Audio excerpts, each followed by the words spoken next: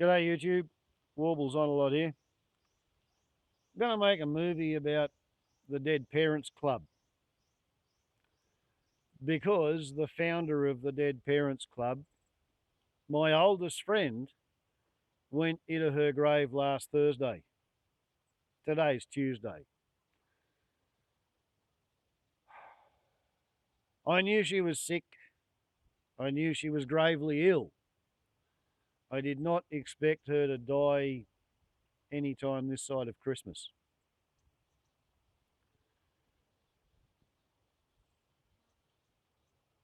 That was all kind of based on hearsay and deduction and observation. I hadn't actually spoken to her for maybe 6 months, maybe more. I remember seeing her in the supermarket, and it was a Friday afternoon, and I'd just arrived, and I was kind of on the schedule of the Friday afternoon trying to be places at times. And she had her full shopping trolley, and she was at the checkout, and she had an antsy teenager at foot. And I could see that the last thing either one of us really wanted that particular day was to interrupt our shopping with having the kind of chatterbox conversation that Chris and Amanda usually had when we met in the supermarket. Now, we had that kind of a chatterbox conversation because, well, like part one, line one, 1966, first day of kindergarten, we were 4 years old. And I don't know what Amanda's mother's story was. She was busy or had something else to do or somewhere else to be. My mother worked at the school. She was a sewing teacher, and her classroom was pretty close to the kindergarten classroom. And therefore, I got dropped off at kindergarten fairly early. And then the next person to show up was Amanda, and we had the chalk box and the blackboard together between us for half an hour, three-quarters of an hour. I mean, time goes on for a long way when you're 4 years old and you're talking to the prettiest girl you've ever met, sort of thing. But we sort of decided that we enjoyed each other's company, and I figured that she was pretty smart, and she seemed to think that I wasn't stupid. Um, I also, like because of some stuff that happened in my first 3 years, I sort of knew my station in life, and I figured that she was going to make somebody a really good wife when she grew up, but I didn't think she was going to be likely to be wanting to marry somebody like me. So therefore, there wasn't ever any boyfriend girlfriend tension in our friendship from kindergarten onwards. I played tip football with her when we were 6 or 7 out the front of the piano teacher's house because the piano teacher lived next door to me.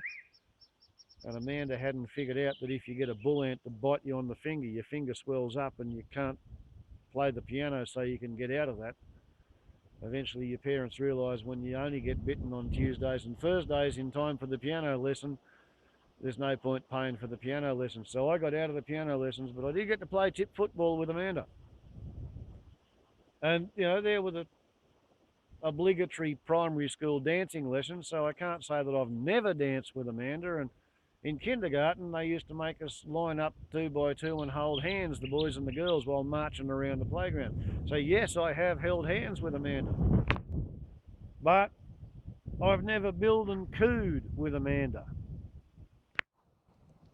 At the end of primary school, I got sent to boarding school, year and a half away. I did write to her a couple of times, and she wrote back. But then when I came back to Glen Innes High School for 6 months, 1974, 75, my head was not in a particularly good place.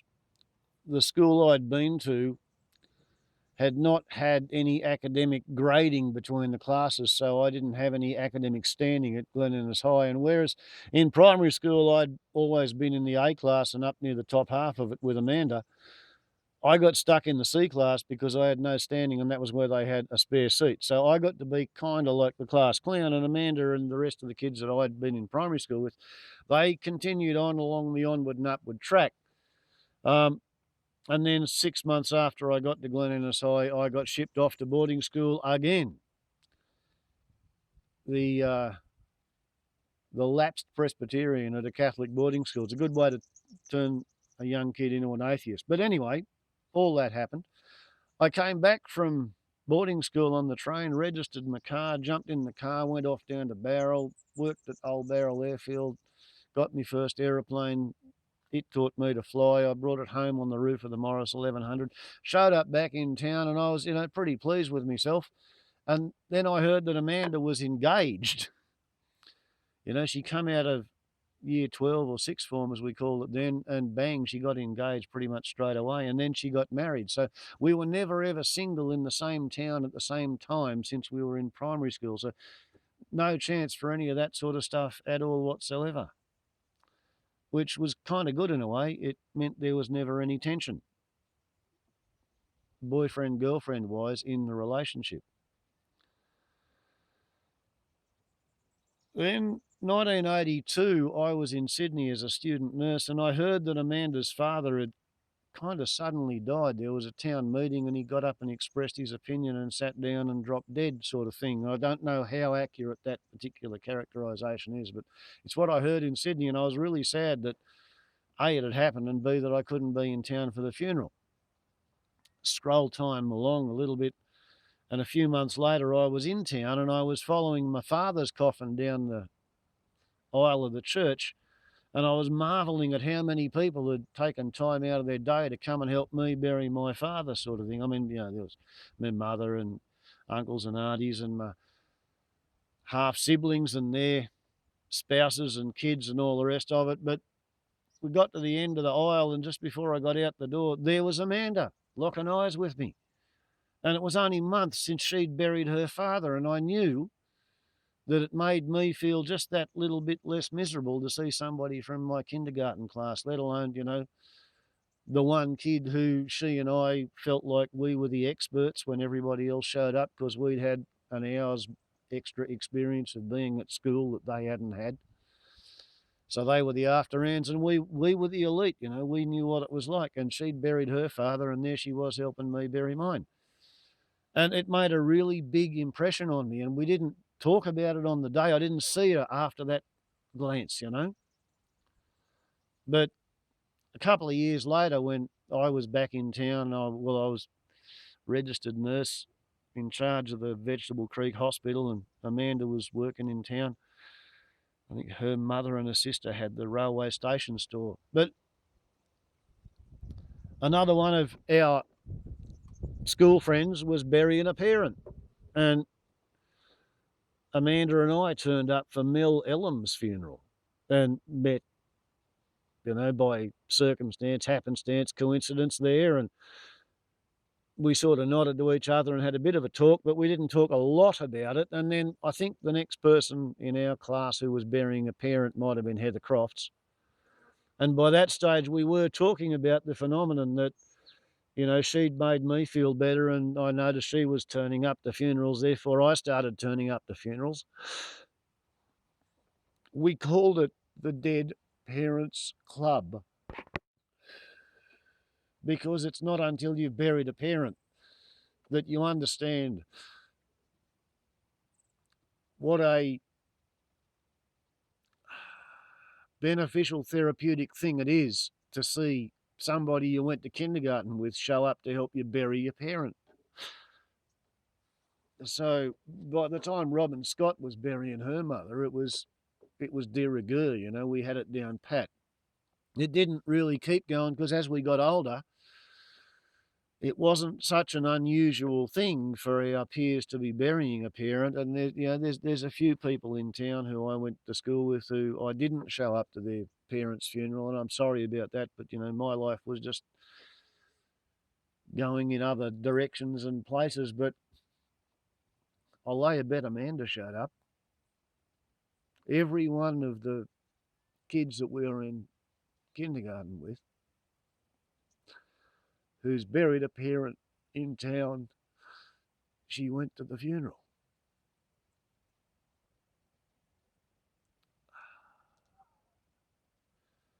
She founded the Dead Parents Club because she knew what it felt like. And I was the first beneficiary. So I have to say I'm really kind of shattered, you know.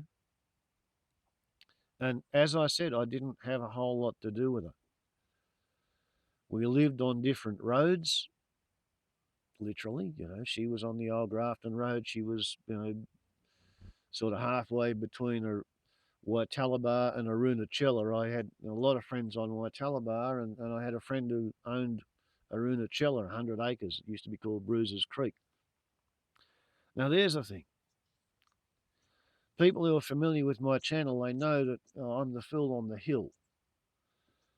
I would be called a hippie, but for the fact that my DNA's been living around here since 1882, so therefore I'm a hillbilly. I might be a greenie and a hillbilly, but you can't quite call me a hippie because the hippies were the New Agers who came to town in the 1970s. When Amanda was living in the last house on the left-hand side of the road before the Henry River Bridge on the old Glen Innes to Grafton Road, her kids went to the Waitalaba school, and my peer group lives on Waitalaba because I'm not sociable enough to live on a hippie commune, you know, like the politics down there is really intense. That's why I pay rates on an endangered species sanctuary.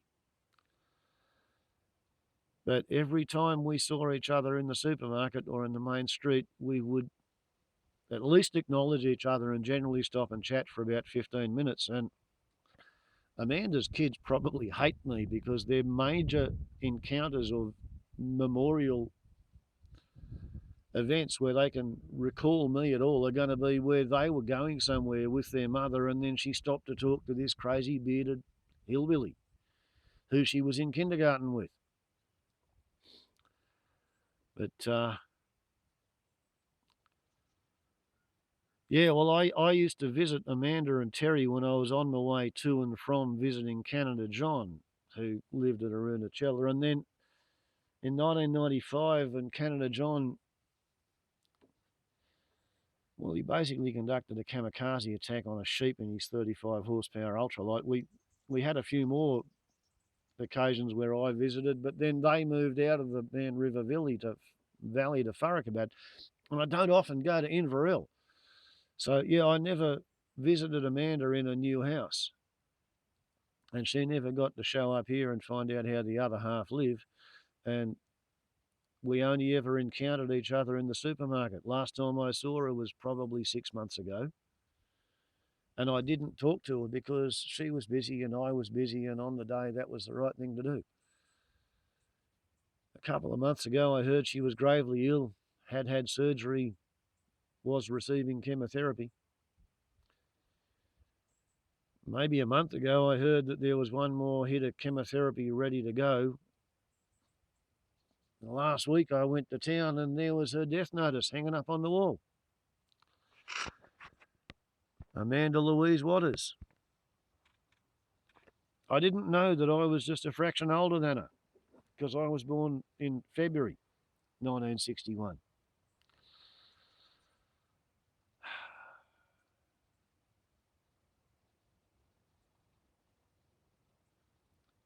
Like I said, my oldest continual friend, you know, like the sort of person who you can not speak to them for 3 years and then spot them and spend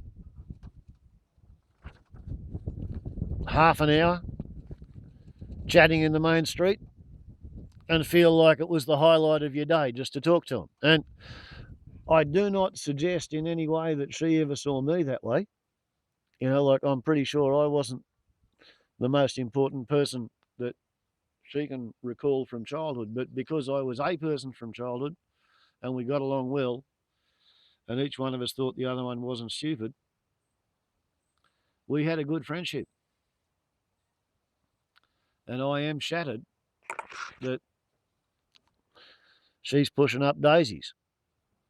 In fact, I spent a couple of days being almost scared at the idea that we were the first two kids in kindergarten and we were the first two kids to bury a parent.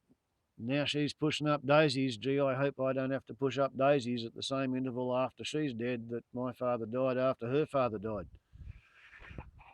I don't think that's going to happen. Warple's on a lot to YouTube. Ciao.